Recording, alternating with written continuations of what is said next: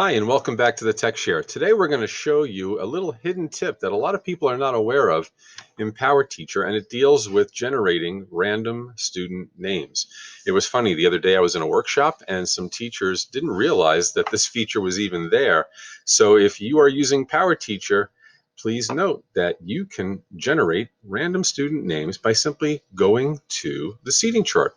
So when you log into PowerTeacher, just go to your seating chart, which is right here. And you can make your own seating charts, as you're probably aware of already, hopefully. If not, you can click on Seating Chart Design and generate a seating chart and save them.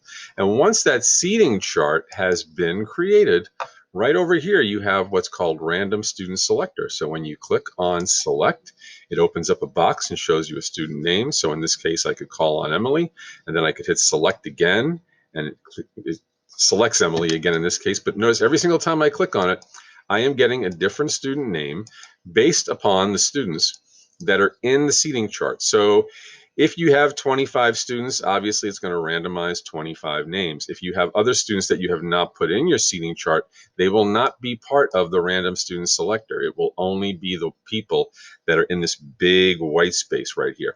But that's basically it. You just hit the select button and you've got a nice little random student selector. So there's your hidden PowerTeacher tip. I hope that helped you today. Until next time, we'll be seeing you. Bye-bye.